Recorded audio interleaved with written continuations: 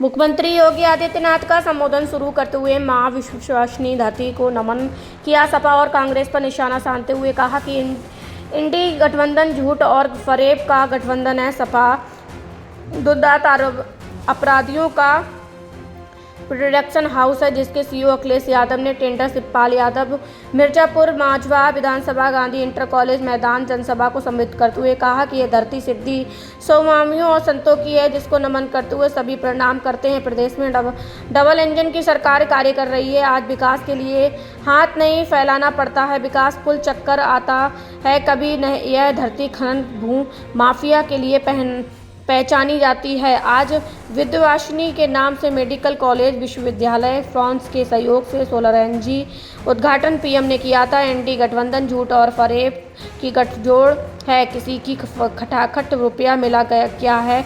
माँ की पूजनीय धारा है, जहाँ स्त्रियाँ की पूजा होती है।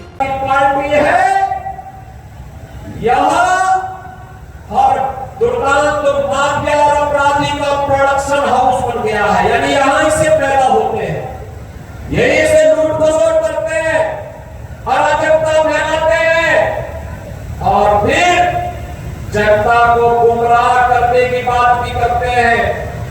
आखिर मैं पूछना चाहता हूं, इस मिर्जापुर में विश्वविद्यालय समाजवादी पार्टी की सरकार 4 बार मुख्यमंत्री थे, क्यों नहीं उन्होंने किया?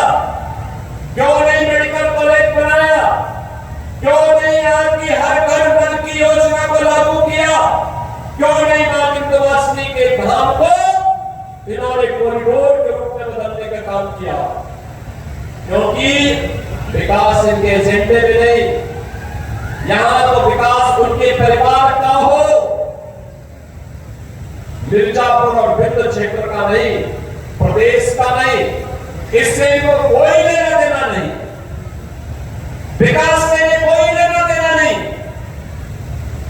ये लोग तो अव्यवस्था और अराजकता में विश्वास रखते हैं और इसीलिए जब विकास की बात होती है, आपने मोदी जी के नेतृत्व में बनाते हुए भारत को देखा है। आज तो प्रधानमंत्री मोदी जी ने भी कह दिया है कि देश के अंदर 50 करोड़ लोग पहले से 5 लाख रुपए की स्वास्थ्य बीमा का कवर प्राप्त कर रहे थे। अब तो मोदी जी ने कह दिया है 70 वर्ष के ऊपर के जितने भी बुजुर्ग होंगे सबको हर वर्ष 5 लाख रुपए की फ्री में स्वास्थ्य की सुविधा देंगे। अब मुझे बताओ, क्या इसमें भी जाति की बात है क्या? तो जो भी है सबको मिलेगा, सबका साथ और सबका विकास, सबका साथ और सबका विकास नहीं होता है। राशन 15 करोड़ लोग यूपी में और देश के अंदर 80 करोड़ लोग फ्री में राशन का लाभ प्राप्त कर रहे हैं। पिछले 4.5 वर्ष से प्राप्त कर रहे हैं और अगले 5 वर्ष तक प्राप्त करते रहेंगे। आप सोचिए, 4 करोड़ गरीबों के मकान बन गए, अकेले यूपी के अंदर 56 लाख गरीबों के मकान बन गए, 12 करोड़ गरीबों के घर में शौचालय बन गए। देश में यूपी के अंदर 2 करोड़ 62 लाख घरों में एक शौचालय बन गया। बहनों और भाइयों, 10 करोड़ गरीबों के घर में उज्ज्वला योजना का कनेक्शन पहुंच गया और हम लोगों ने तय किया है कि होली और दीपावली में फ्री में एक भरावा सिलेंडर उपलब्ध करवाएंगे। वह आज वर्तमान में भी मिल रहा है और इसीलिए आज मैं आपसे कहने के लिए आया हूं, बहनों और भाइयों, विकास का जो क्रम यहाँ की माननीय सांसद श्रीमती प्रिया पटेल जी की नेतृत्व में यहाँ के लोकप्रिय विधायक के रूप में कार्य कर रहे डॉक्टर विनोद बिंद के नेतृत्व में आगे बढ़ा था, यह सिलसिला थमना नहीं चाहिए और इसके लिए यहाँ पे डबल इंजन होना ही चाहिए। इसके लिए विधानसभा चुनाव में भी एनडीए के प्रत्याशी के रूप में भाजपा की प्रत्याशी श्रीमती सुशीला मौर्य को भारी बहुमत से विजयी बनाने की अपील करने के लिए मैं आपके पास आया हूं। बहनों भाइयों, 17 से 22 के बीच श्रीमती सुशीला मौर्य जी यहाँ की विधायक के रूप में काम की थी। प्रिया जी के साथ मिलकर के उन्होंने बेहतरीन समाज बनाकर के विकास के कार्यों में एक गति देने का काम किया था। 2022 में डॉक्टर विनोद बिंदु को भारतीय जनता पार्टी और एनडीए की ओर से टिकट देकर के यहां पर प्रत्याशी बनाया गया। तब भी डॉक्टर सुशीला मौर्य यहां पे काम कर रही थी, भाजपा और एनडीए के लिए कार्य कर रही थी।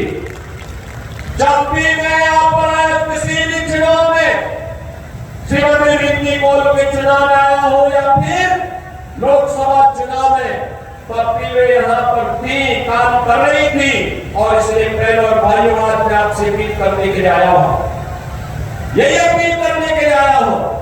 एक नए भारत का नया उत्तर प्रदेश राष्ट्रीय शिक्षा में आगे बढ़ चुका है, वो किसी से छुपा हुआ नहीं है।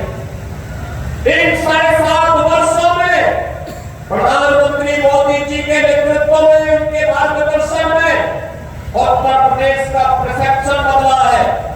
उत्तर प्रदेश के बारे में लोगों की धारणा बदली है। आज उत्तर प्रदेश के बारे में लोग अच्छा सोचते हैं, अच्छा देखते हैं। लोगों को लगता है उत्तर प्रदेश अब देश की अग्रणी अर्थव्यवस्था के रूप में आगे बढ़ेगा। अब उत्तर प्रदेश का नौजवान पलायन नहीं करेगा। और बहनों और भाइयों, यही कहने के लिए आपने आया हूं। आप सोचिए, 1 करोड़ परिवारों को तो वर्तमान में डबल इंजन की भाजपा एनडीए की सरकार 12,000 रुपये 1 करोड़ परिवारों को 12,000 सालाना पेंशन की सुविधा उपलब्ध करवा रही है। 12 करोड़ किसानों को, जिसमें 2 करोड़ 62 लाख किसान अकेले यूपी के हैं, इन्हें 6,000 रुपये सालाना प्रधानमंत्री किसान सम्मान निधि का लाभ प्राप्त हो रहा है। बहनों और भाइयों, भारतीय जनता पार्टी और एनडीए आप सबकी ताकत के बल पर विकास और विरासत का जो मॉडल खड़ा कर रही है, इसी में आने वाली पीढ़ी का भविष्य उज्जवल बनने वाला है। और इसीलिए भारतीय जनता पार्टी बार बार कह रही है, हम लोग आपसे बार बार कह रहे हैं कि लोकसभा चुनाव के दौरान जिन्होंने अफवाह फैलाई थी, जिस प्रकार का इन्होंने दुष्प्रचार किया था, उसका पर्दाफाश हो चुका है। चुनाव संपन्न हो गए, मोदी जी तीसरी बार प्रधानमंत्री बन गए। तीसरी बार प्रधानमंत्री बनने के बाद भी आज भी बाबा साहब भीमराव अम्बेडकर के द्वारा बनाया गया संविधान वैसे ही है। आज भी इसी प्रकार का सम्मान सबको प्राप्त हो रहा है, कहीं आरक्षण समाप्त नहीं हुआ है। और बहनों और भाइयों, जिन्होंने झूठ बोला था कि लोकसभा चुनाव के बाद खटाखट 1 लाख रुपया खाते में आ जाएगा, वह भी नहीं आया है। यह भी आपने इनका एक और झूठ को बेनकाब कर दिया है।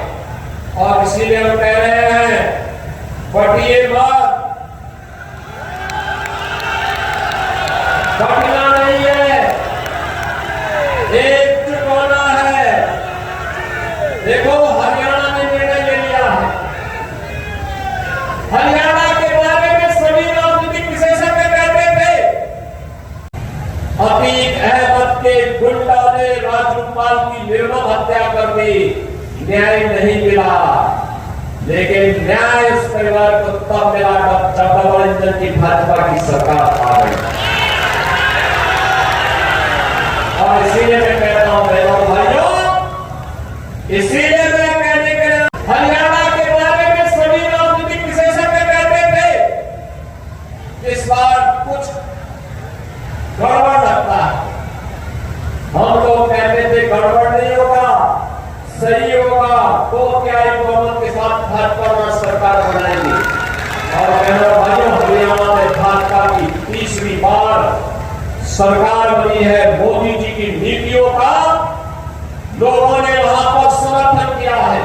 और मेरी आप सबसे अपील है कि पढ़िए बात, एक रहेंगे तो सेफ रहेंगे के भाव के साथ हमें भारतीय जनता पार्टी के रहते